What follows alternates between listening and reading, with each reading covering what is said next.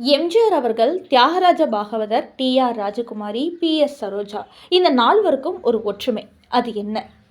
தமிழ் சினிமாவில் எப்படியாவது முன்னேறிவிட வேண்டும் என்று இரவு பகலாக தூக்கமின்றி, உண்ண உணவின்றி ஒவ்வொரு படப்பிடிப்புக்கும் அலைந்து வாய்ப்பு தேடி வந்தவர் மக்கள் திலகம் எம்ஜிஆர். சின்ன சின்ன வேடங்களில் எல்லாம் நடித்து வந்தார். சாயா என்று ஒரு படம் எடுத்தார்கள்.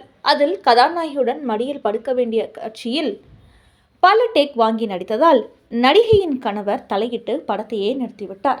அன்று முதல் எம்ஜிஆர் மனமுடைந்து இராணுவத்துக்கு செல்ல வேண்டிய இடத்தில் இருந்தார். அப்போதுதான் ராஜகுமாரி படத்துக்கு கதாநாயகனாக நடிப்பதற்கு அவருக்கு அழைப்பு வந்தது. அந்த அழைப்பை சரியாக திட்டமிட்டு ஒரு உதவி இயக்குனர் போல நடிகர்களை தயார் செய்து, தயாரிப்பாளருக்கு எல்லா வகையிலும் உதவி செய்து அந்த படத்தில் நடித்தார் எம்ஜிஆர். அந்த படத்தில் முதலில் நடிக்கவிருந்தவர் தியாகராஜ பாகவதர். அவர் கொலை வழக்கில் குற்றம் சாட்டப்பட்டு சிறைக்கு சென்றதால் எம்ஜிஆர் அந்த பட வாய்ப்பு கிடைத்தது. எனவே எம்ஜிஆருக்கும் தியாகராஜ பாகவதற்கும் தொடர்பு ஏற்படுத்திய படம் அந்த படம்தான்.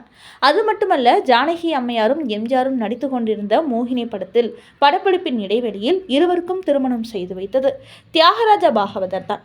தியாகராஜ பாகவதர் மீது எம்ஜிஆருக்கு மரியாதை கொண்டிருந்தார். தன் கல்யாணத்தை நடத்தி வைத்தவர் என்ற அன்பையும் கொண்டிருந்தார். அடுத்தது, தியாகராஜ பாகவதற்கு டி.ஆர். ராஜகுமாரிக்கும் நடந்த காதல். தியாகராஜ பாகவதற்கு 2 மனைவிகள் உண்டு. பிரேமா, கமலா என்று இருந்தாலும் இவர் அழகை கண்டு மயங்காதவர் யாரும் இல்லை. டி.ஆர். ராஜகுமாரி அவரை காதலித்தார் என்று சொல்லப்படுகிறது. இதை வைத்து லட்சுமிகாந்தன் இருவரையும் கிசுகிசு எழுதி தள்ளினார். இது தியாகராஜ பாகவதற்கு மிகுந்த வருத்தத்தையும் கோபத்தையும் உண்டு பண்ணியது. இதனால் கொலை செய்யும் அளவுக்கு அவர் மனம் துணிந்தது என்று சொன்னால் அதற்கு காரணம் டி.ஆர். ராஜகுமாரி மீது அவர் வைத்திருந்த காதல்தான் காரணம். தியாகராஜ பாகவதர் குற்றவாளி என்று தீர்ப்பளிக்கப்பட்டது. அதன் மீது செய்யப்பட்ட மேல்முறையீட்டு மனு தாக்கல் தள்ளுபடி செய்யப்பட்டன. மேலும் லண்டன் பிரிவில் கவுன்சிலிங்க்கு முறையீடு செய்யப்பட்டது. அதன் பிறகு பாகவதரும் கிருஷ்ணனும் விடுதலை செய்யப்பட்டனர். பாகவதர் சிறையிலிருந்து வெளிவந்ததும் எல்லா பற்றுகளையும் விட்டு நீங்கிய துறவி போல் ஆகிவிட்டார். மேற்கொண்டு நடிப்பதற்கான பல அழைப்புகளை அவர் தவிர்த்தார். நடிகை டி.ஆர். ராஜகுமாரியை சந்திக்க தவிர்த்துவிட்டார். இருவரும் துறவிகள் போல மாறினார்கள். டி.ஆர். ராஜகுமாரி ஒரே பங்களாவுக்குள் தன்னை முடக்கிக் கொண்டார். இதற்கு இருவருக்கும் ஏற்பட்ட காதல்தான் என்று சொல்லப்பட்டது. ஆனால் அதையும் மீறி ஒரு சம்பவம் நடந்திருக்கிறது. வாழ்க்கையில் நாம் எத்தனையோ முகங்களை கண்டிருப்போம். இப்படி ஒரு ஒளி பொருந்திய முகமா என்று சிலரை பார்த்து வியந்திருப்போம். அப்படி ஒரு நடிகை ஒருவர் இருந்தார் என்றால் நம்ப முடிகிறதா? ஆம், அவர் பெயர் டி.ஆர். ராஜகுமாரி. அழகுகளில்தான் எத்தனை வகை. பார்த்த விழி பார்த்தபடி பூத்திருக்க என இமைக்காமல் நோக்க செய்யும் அழகு. சில அழகு அமைதிக்கு அமைதியாய் வெண்தாமரையின் இயல்பாய் போகிற போக்கில் எளிமையை அள்ளி தெளிக்கும், உள்ளத்தினுள் கிளர்ச்சியை உருவாக்கும் மின்னழகு. சிலரின் அழகு கோவில் சிலையென வணங்கத் தோன்றும் வண்ணம் இருக்கும். இன்னும் சில அழகிகளின் பேரழகு கண்களை கூச செய்பவை. படமெடுத்து ஆடும் நாகப்பாம்பு போன்ற பேரழகு அவை. ஆபத்தான அழகு அது. மிக பழமையான மதுவை போத்தலில் அடைத்து 1000 ஆண்டுகள் கழித்து அருந்தினால் கிடைக்கும் மயக்கத்தை ஒரே பார்வையில் வீசிச் செல்லும் பெரும் காந்தமெனும் அழகு அது. தன் புருவ நெரிசலால் அந்த அழகை அள்ளி தந்தவர்தான் டி.ஆர். ராஜகுமாரி. பெயருக்கு ஏற்றாற் போல ராஜன் மகளாகவே தோற்றமுடையவர். அந்நாளில் கருப்பு வெள்ளைத்திரையிலும் கவனம் பெற்ற நடிகை ராஜகுமாரி. இவர் தன் சகோதரன் டி.ஆர். ராமண்ணாவுடன் இணைந்து ஆர் பிக்சர்ஸ் என்ற கம்பெனியை திறம்பட நடத்தி வந்தார். கூண்டுக்கிளி என்ற படத்தை இவருடைய முயற்சியாலேயே படமாக்கப்பட்டது. சிவாஜியிடமும் எம்ஜிஆரிடமும் தனித்தனியாக பேசி கால்ஷீட் வாங்கிய பெருமை இவருக்குத்தான் உண்டு. அப்படி அழகிலும் தயாரிப்பு நிர்வாகத்திலும் சிறந்து விளங்கிய டி.ஆர். ராஜகுமாரிக்கு மிகவும் சங்கடத்தை ஏற்படுத்திய நடிகை இவர். பி.எஸ். சரோஜா.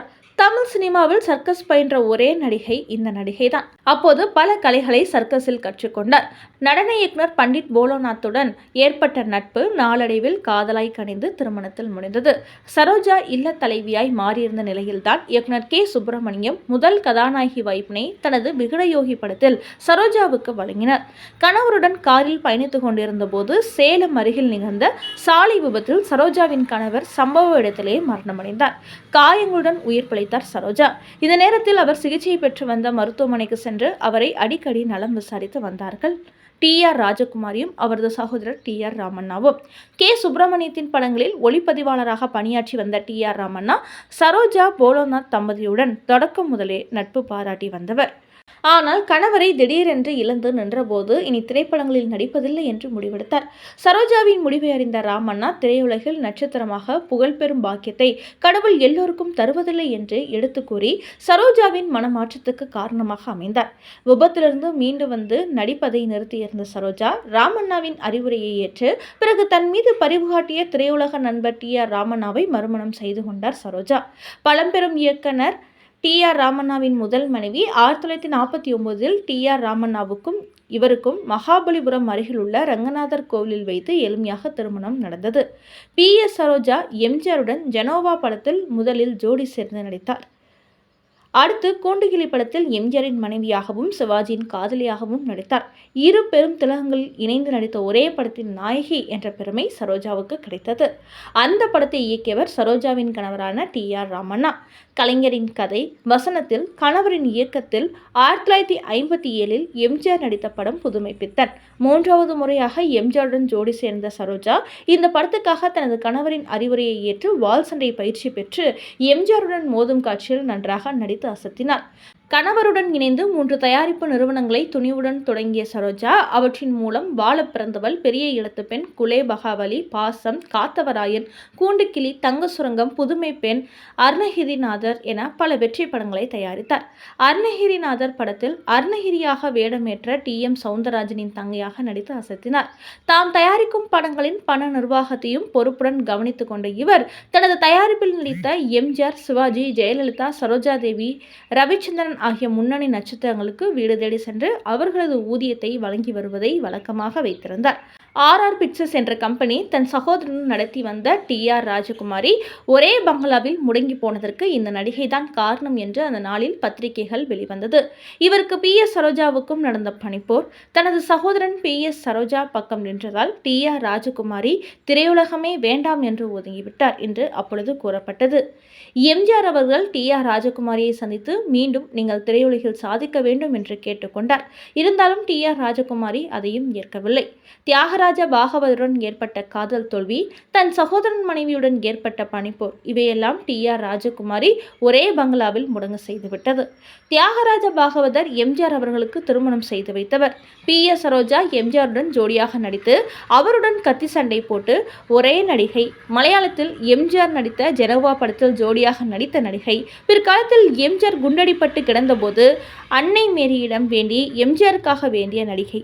அடுத்து TR ராஜகுமாரி எம்ஜிஆரின் குலே பகாவலி மற்றும் போன்ற படங்களில் நடித்தவர். இப்படி இந்த நால்வருக்குள்ளும் ஒரு ஒற்றுமை இருப்பதை தமிழ் சினிமா அறிந்திருந்தது.